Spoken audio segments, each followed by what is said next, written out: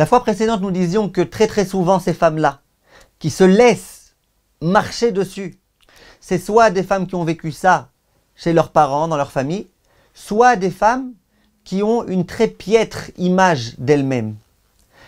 Aujourd'hui, j'aimerais aborder le troisième cas de figure. Il y a beaucoup de femmes qui sont littéralement dépendantes de leur mari, de leurs amis.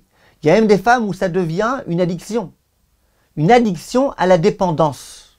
C'est quoi le propre de la femme qui est dépendante? La femme dépendante, c'est la femme qui veut toujours plaire à tout le monde, qui est prête à tout faire, même lorsque c'est contre ses principes, pour surtout ne pas déplaire à l'autre. La femme dépendante, c'est celle qui est jamais capable de dire non. On lui demande un service, elle est toujours obligée d'accepter, même quand elle pense qu'elle ne devrait pas le faire. Pourquoi? Parce qu'elle a peur de déplaire, parce qu'elle a peur d'être abandonnée. Et bien très souvent, c'est ces femmes-là qui sont les boucs émissaires de ce genre de mari. Et ces femmes-là, le mari, bien évidemment, il profite de cela. Il profite, et lorsque le mari lui-même n'est pas quelqu'un de correct, n'est pas quelqu'un de suffisamment bon, il peut s'attaquer littéralement à cette femme-là. Alors comment faire? La première chose qu'il faut que vous sachiez, je l'ai déjà dit la fois précédente, c'est n'acceptez pas. N'acceptez pas, ça veut dire, et comme je vous disais l'autre fois, ça commence jamais directement par des coups, ou sinon c'est vraiment un cas gravissime. Au début, ça commence par un mari qui parle n'importe comment, qui se permet d'insulter sa femme, de dire des gros mots. La femme, à ce moment-là, elle doit se dresser face à son mari et lui dire « Tu ne me parles pas comme ça ». C'est pas la peine qu'elle crie, qu'elle parle et qu'elle s'impose et qu'elle dise « C'est la dernière fois que tu me parles comme ça, je n'accepterai pas que tu me parles comme ça. Je mérite pas que tu me parles comme ça. Comme ça, tu parles à quelqu'un d'autre, pas à moi. » Souvent, les femmes, elles ont peur. Mais si je lui dis ça, il va dire qu'il va divorcer. Et comme on vient de dire, elles sont très dépendantes, ces femmes-là. Elles ont très peur que le mari brandisse la menace du divorce. Or, sachez une chose, c'est pas comme ça que vous allez vous en sortir.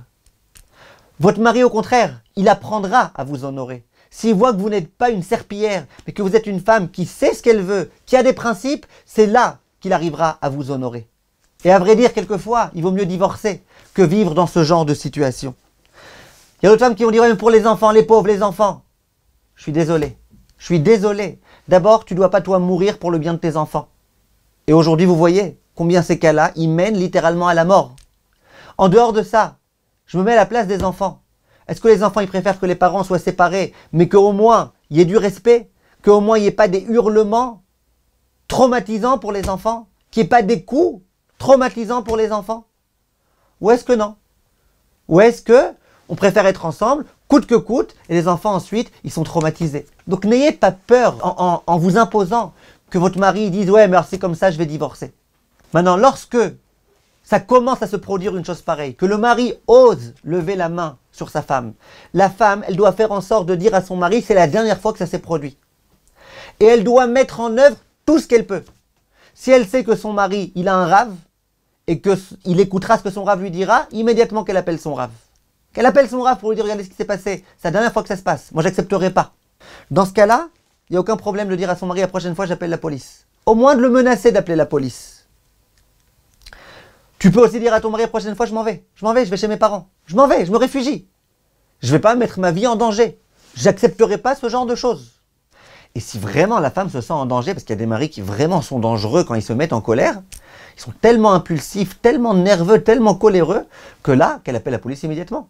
Qu'elle se cache aux toilettes, qu'elle envoie un message à la police immédiatement, que la police doit venir.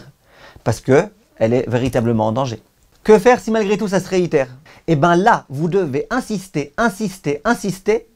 sur le fait que vous n'êtes pas prêt à continuer tant que votre mari ne s'engage pas à aller être suivi par un psychologue, un psychiatre.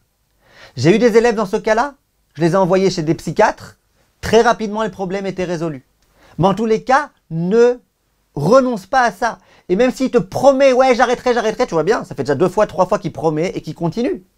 Ne renonce pas. Et même s'il t'offre des cadeaux, qu'il essaie de te dire ça, ouais, c'est la dernière fois, ça va mieux, tu vois, j'ai changé, j'ai fait tchouva, n'acceptez pas tant qu'il ne prend pas sur lui de se faire traiter et de se faire soigner.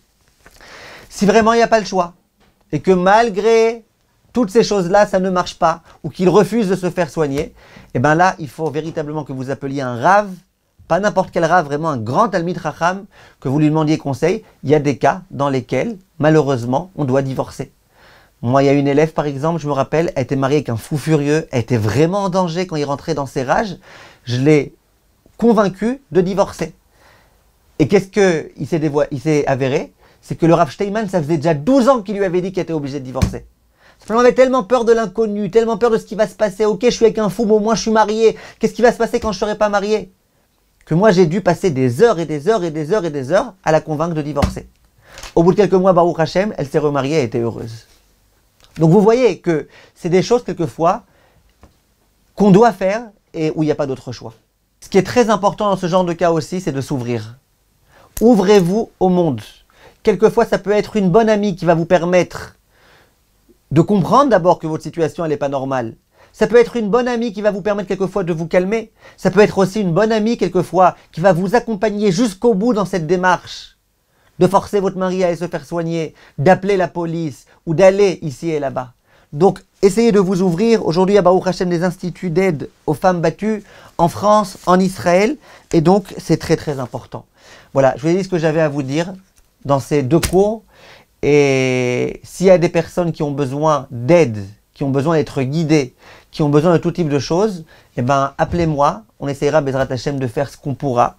Et Alvaï, qu'on puisse peut-être même monter une association pour essayer d'aider ces femmes-là qui sont dans cette détresse terrible, pour aider les maris quelquefois qui sont dans cette détresse, pour essayer de conseiller, pour essayer, Bezrat Hashem.